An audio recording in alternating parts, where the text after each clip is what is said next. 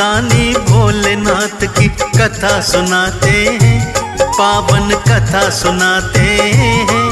हम सोमवार महाव्रत की महिमा गा के बताते हैं, हम कथा सुनाते हैं।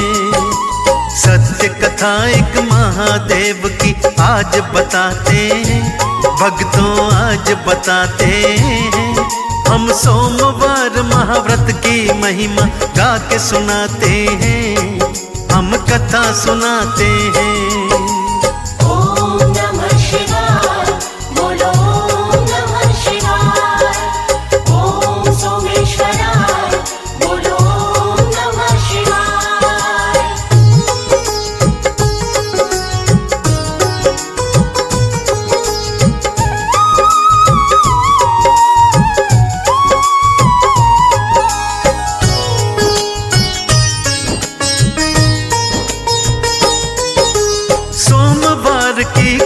सुनाओ सुनो लगा कर ध्यान, सबसे बड़े वरदानी भोले शिव शंकर भगवान। जो भी करता शिव की तपस्या होता वही निहाल, उसे फिक्र ना कोई चिंता रहता है खुशहाल। किसी नगर में रहता था एक धनिक तो परिवार, शिव शंकर की भक्ति करता वो था साहूकार। नियम से जाता था शिव मंदिर सेठ वो सातों बार, सोमवार के दिन रहता वो पूरे दिन निराहार। साहूकार की शिव भक्ति अब तुम्हें दिखाते हैं, भक्तों तुम्हें दिखाते हैं। हम सोमवार महाव्रत की महिमा गा के सुनाते हैं, हम कथा सुनाते हैं।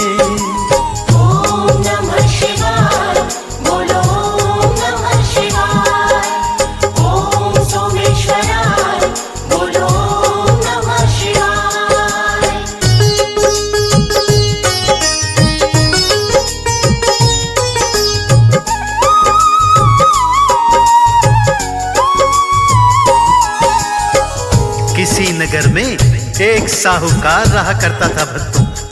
वो साहूकार भगवान महादेव का परम भक्त था। उसके घर में धन धान्य की कोई कमी नहीं थी, कमी थी तो बस एक संतान की। एक संतान के लिए पति पत्नी दिन रात रोते बिलखते रहते थे। एक दिवस जब साहूकार शिव मंदिर में पूजा कर रहा था, देवयोग से उसी दिन शिव पार्वती मंदिर में आए थे भक्तों।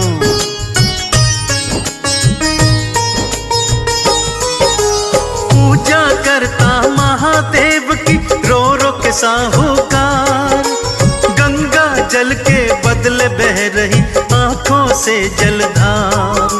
पार्वती शिव से कहती है नाथ सुनो मेरी बात, मुझसे देखे नहीं जा रहे इसके ये हालात। पुत्र रत्न का वर दे करके करो इसे खुशहाल। साहूकार है सबसे बड़ा पर पुत्र बिना कंगाल। इसके भाग्य में सुनो पार्वती नहीं कोई संतान।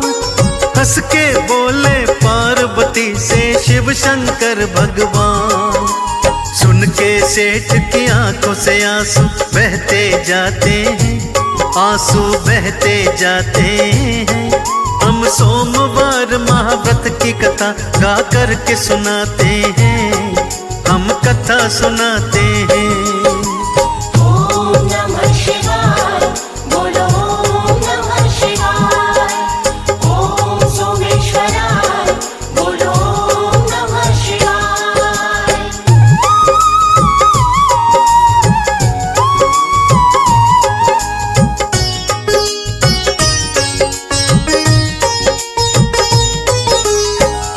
भोलेनाथ की बात सुनकर मैया पार्वती कहती हैं, हे स्वामी मैं कुछ नहीं जानती, ये साहूकार आपका परम भक्त है, तो इसके कष्ट दूर करने की जिम्मेदारी आपकी ही है भोलेनाथ। आप इसे संतान प्राप्ति का वरदान दे दीजिए।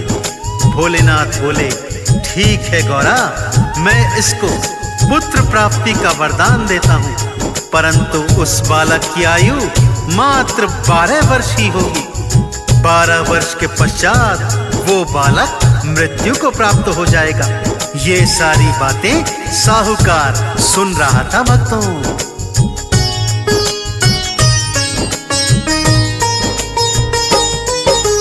पूजा शिव की पूरी करके चला गया साहूकार, लेकिन उसके मन में मचा था भारी हाहाकार। किसी को उसने कुछ न बताया मंदिर वाली बात, अपने कार्य को होके मगन वो करता रहा चुपचाप। नियम से वो शिव मंदिर जाता, करता पूजा पाठ। एक दिन सेठ से बोली सेठानी, सुनो खुशी की बात। भोलेनाथ ने सुन ली अपनी, पल रहा गर्भ में लाल। पुत्र रत्न से हो जाएंगे हम भी माला माल। साहूकार जी मन की अपनी कह नहीं पाते हैं, भक्तों कह नहीं पाते हैं।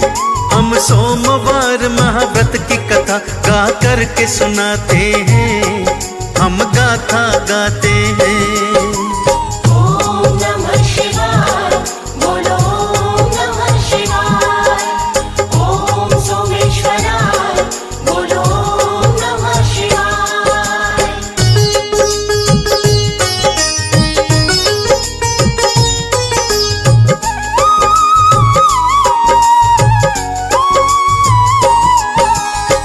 पत्नी की बात सुनकर सेठ ने कोई प्रतिक्रिया नहीं की भक्तों, क्योंकि सेठ तो जानता था कि मेरे पुत्र की आयु मात्र 12 वर्ष ही है। कुछ महीनों के बाद वो दिन भी आ गया जब सेठानी ने एक सुंदर से बालक को जन्म दिया। सेठ ने कोई खुशी नहीं मनाई भक्तों, पहले की तरह सामान्य रूप से अपना कार्य करता रहा।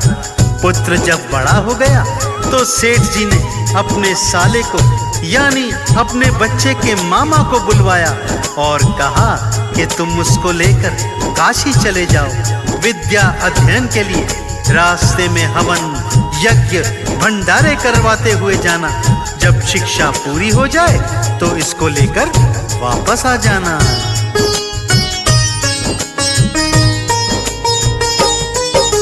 मामा भांजा चल दिए दोनों काशी जी की ओर। फूल कमल का जैसे लगता बालक मधुर किशोर। जहाँ करे विश्राम रात को करे यज्ञ और दान। भंडारे करवा के करते द्रव्य वस्त्र का दान। चलते चलते गए वो दोनों किसी नगर के पास। ढलने वाली सांझ थी सोचा कर ले यही निवास। एक सराय में ठहर गए वो करने लगे विश्राम। किस्मत अब उसकी करती है भक्तों क्या क्या काम। इसके आगे जो होता है वो बतलाते हैं भक्तों, वो बतलाते हैं। हम सोमवार महाव्रत की कथा गा कर के सुनाते हैं, हम गाथा गाते हैं। ओम नमः शिवाय, बोलो ओम नमः शिवाय। ओम सोमेश्वराय, बोलो ओम नमः शिवाय।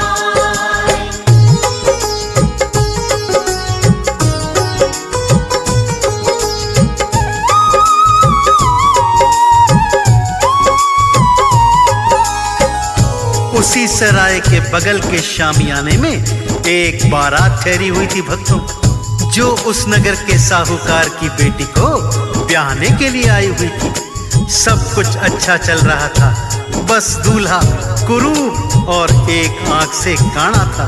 उसी बात को लेकर दूल्हे का बाप परेशान था कि यदि लड़की को मेरे लड़के का दोष पता चल गया तो वो अवश्य ही शादी से मना कर देगी। तभी उसकी नजर सराय में सो रहे साहूकार के पुत्र पर पड़ी। दूल्हे का बाप लड़के के मामा के पास गया और बोला, हे भाई, मेरी लाज बचा लीजिए। लड़के का मामा हैरान परेशान दूल्हे के बाप का मुंह देखता रह जाता है और उधर लड़के का बाप बोल रहा है कि सिर्फ द्वार पूजा तक के लिए आपके बालक को दूल्हा बना के ले जाना चाहता हूँ। इसके बदले में मुंह मांगी दौलत देने को भी तैयार हूँ।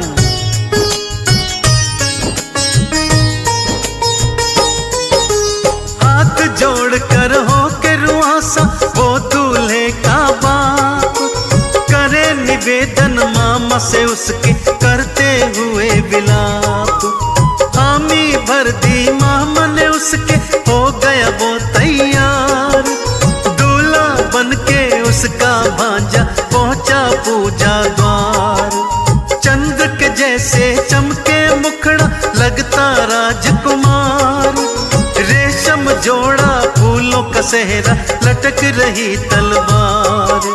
सुंदर रूप देख दूल्हे का मोहित हो गए लोग। अब आगे क्या भक्तों देखो कैसा है संयोग। इसके आगे क्या होता है अब बतलाते हैं, भक्तों तुम्हें बताते हैं। हम सोमवार महाव्रत की कथा गा कर के सुनाते हैं, हम गाथा गाते हैं। ओम नमः शिवाय, बोलो ओम नमः शिवाय। ओम सोमेश्वराय, बोलो ओम नमः शिवाय।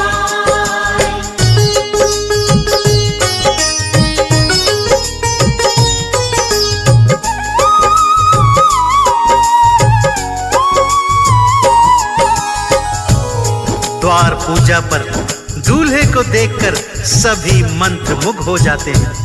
द्वार पूजा के बाद विवाह की रस्म होनी थी। काणे दूल्हे के बाप को चिंता सता रही थी। द्वार पूजा तो हो गई, परंतु फेरों पर मेरे बेटे को देखकर सब क्या कहेंगे, ससुराल वाले सब क्या सोचेंगे। यह सोचकर वो साहूकार फिर से लड़के के मामा के पास जाता है और विनती करता है कि फेरे भी करवा दो, बदले में जो चाहे ले लेना। मामा फिर तैयार हो जाता है भक्तों।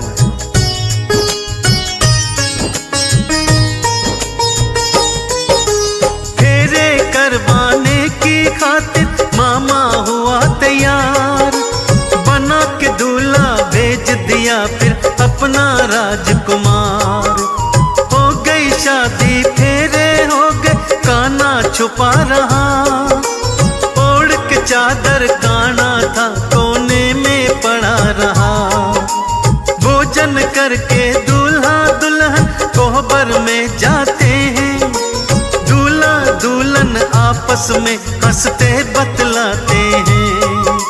नींद आ गई दुल्हन को जब दूल्हा चला गया। सारी बातें चुनरी पे लिख कर वो तो चला गया। वहां से मामा भांजा दोनों काशी आते हैं, दोनों काशी आते हैं। हम सोमवार महाव्रत की कथा गा कर के सुनाते हैं, हम गाथा गाते हैं। ओम नमः शिवाय, बोलो ओम नमः शिवाय। ओम सोमेश्वराय, बोलो ओम नमः शिवाय।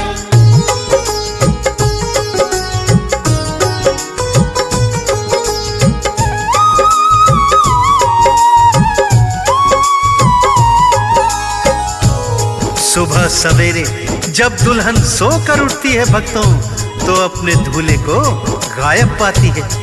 अपनी चुन्नी पर देखती है सारी सच्चाई लिखी हुई थी कि मैं तुम्हारा पति नहीं, तुम्हारा पति तो एक काना है। मैं तो सिर्फ फेरों तक के लिए तुम्हारा पति था। अब मैं काशी जा रहा हूँ विद्या ग्रहण करने के लिए। दुल्हन सारी बात अपने पिता से बताती है। उसका पिता बारातियों को क्रोध में भगा देता है भक्तों।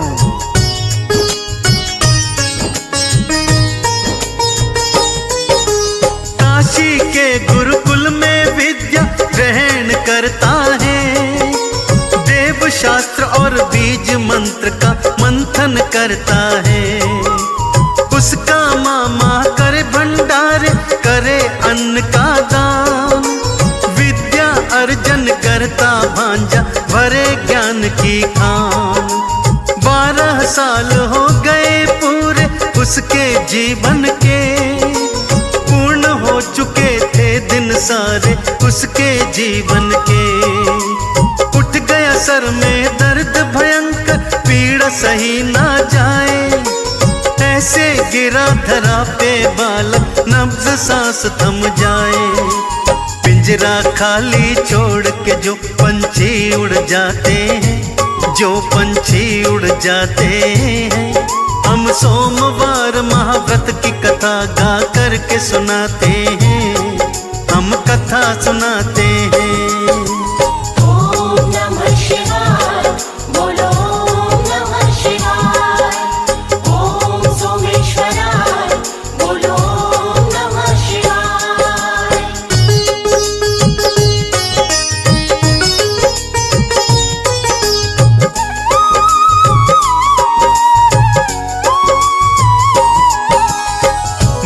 वर्ष की आयु पूर्ण होते ही बालक की मृत्यु हो जाती है भक्तों। उसका मामा दहाड़े मार मार कर रो रहा है। अब मैं किस मुंह से वापस जाऊंगा, अपनी बहन को क्या उत्तर दूंगा। और इधर देवयोग से उसी समय शिव पार्वती उधर से जा रहे थे भक्तों। माता पार्वती की नजर मरे हुए बालक पर पड़ती है तो वो जान जाती है कि ये तो उसी साहूकार का पुत्र है जो भोलेनाथ का परम भक्त है, और ये बालक भोलेनाथ के वरदान का ही फल है। वो भोलेनाथ से कहती हैं कि उस बालक को जीवित कर दीजिए प्राणनाथ।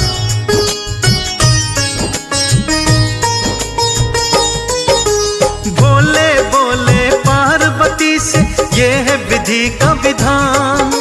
नियम के है विपरीत अगर मैं लौटाऊंगा प्राण। पार्वती बोली कि दिया था आपने ही वरदान।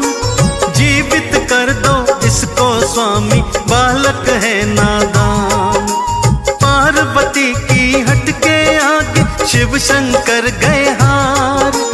जीवन दान उसे देने को हो गए वो तैयार। भोलेनाथ ने उस बालक को दे दिया जीवन दान। उस बालक के मृत शरीर में वापस आ गए प्राण। उठ के बैठ गया वो बालक, सत्य बताते हैं भक्तों, सत्य बताते हैं। हम सोमवार महाव्रत की कथा गा करके सुनाते हैं, हम गाथा गाते हैं। ओम नमः शिवाय, बोलो ओम नमः शिवाय। ओम सोमेश्वराय, बोलो ओम नमः शिवाय।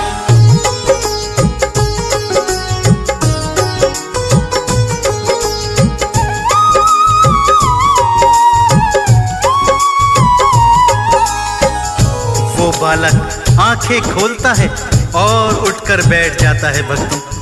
यह देखकर उसका मामा हैरान हो जाता है, उसे भगवान भोलेनाथ का चमत्कार मानता है। वो बालक पूछता है, मामा श्री आप रो क्यों रहे हैं? मामा कोई बहाना बनाकर उसकी बात को टाल देता है भक्तों, और कहता है अब हम यहाँ पर नहीं रुकेंगे, चलो वापस घर चलते हैं। और उसी दिन दोनों अपने नगर की ओर प्रस्थान करते हैं। चलते चलते पहुंच गए वो उसी नगर के पास, जहां विवाह हुआ था उसका सुकुमारी के साथ। उसी सराय में आकर के वो फिर से रुकते हैं, कर स्नान आदि फिर दोनों भोजन करते हैं। उधर से गुजरी सेठ की लड़की हुई बड़ी हैरान, इन्हीं जिन्हीं से ब्याह हुआ था मेरा तुरंत गई पहचान। सेठ के सैनिक बुला के उनको घर में लाते हैं, मामा भांजा को जम के सत्कार कराते हैं। देख पति को दुल्हन के नैना शर्माते हैं, हाँ नैना शर्माते हैं। हम सोमवार महाव्रत की कथा गा करके सुनाते हैं, हम गाथा गाते हैं। ओम नमः शिवाय, बोलो ओम नमः शिवाय। ओम सोमेश्वराय, बोलो ओम नमः शिवाय।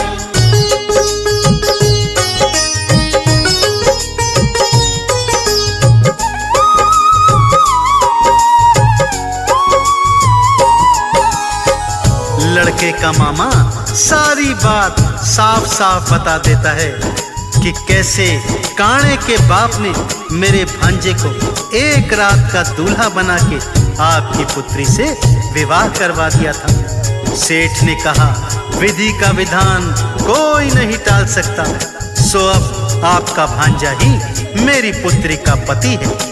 कुछ दिन वहां ठहरने के पश्चात अपनी पत्नी को लेकर अपने घर की तरफ चल पड़ते हैं। सेठ ने बहुत सारा धन धान्य दास दासियां देकर अपनी पुत्री को विदा किया था। पति पत्नी डोली पर सवार हैं और दास दासियां पीछे चल रहे हैं। आइए अब जानते हैं कि साहूकार और उसकी पत्नी क्या कर रहे हैं। साहूकार पत्नी संग दोनों छत पर जाते हैं, पुत्र शोक में बैठ के दोनों नीर बहाते हैं। 12 साल तो गुजर गए हैं, मर गया होगा लाल, उसी सोच में उन दोनों का हाल हुआ बेहाल। उन दोनों ने सोच लिया था दे देंगे हम प्राण, हम भी अब ना रहेंगे जिंदा जब न रही संतान। अंतिम बार पुकार रहे हम हे शंकर भगवान, पुत्र वियोग में हम दोनों भी चले गंवाने जान। छोड़ के धरती हम दोनों अब स्वर्ग को जाते हैं, दोनों स्वर्ग को जाते हैं। हम सोमवार महाव्रत की कथा गा करके सुनाते हैं, हम गाथा गाते हैं। ओम नमः शिवाय, बोलो ओम नमः शिवाय। ओम सोमेश्वराय, बोलो ओम नमः शिवाय।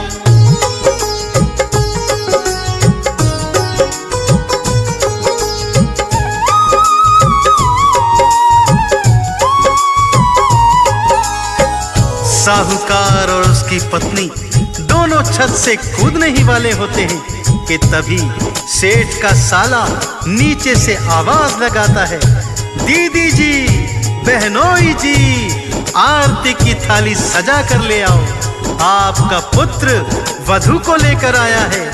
यह सुनकर पति पत्नी दोनों चौंक जाते हैं, भला ये कैसे संभव है। भगवान शिव शंकर ने पुत्र की आयु मात्र 12 वर्ष की बताई थी और 12 वर्ष तो पूर्ण हो चुके हैं। पति पत्नी दोनों उससे शपथ खिलाकर कहते हैं, तुम सत्य बोल रहे हो ना।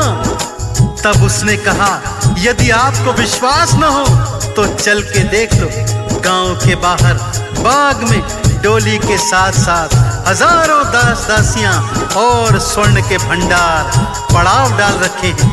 दोनों खुशी खुशी नीचे उतर कर आते हैं और पुत्र को देखने हेतु बाग की तरफ दौड़ने लग जाते हैं। भक्तों, दौड़ के दोनों बाग में पहुंचे, रुका जहां डोला, पुत्र वधू को देख के अपनी साहूकार बोला, ये सब कृपा है भोलेनाथ की, गया हूं मैं ये जान, बड़े दयालु बड़े कृपालु हैं शंकर भगवान। पुत्र वधू को लेकर अपने घर में आते हैं,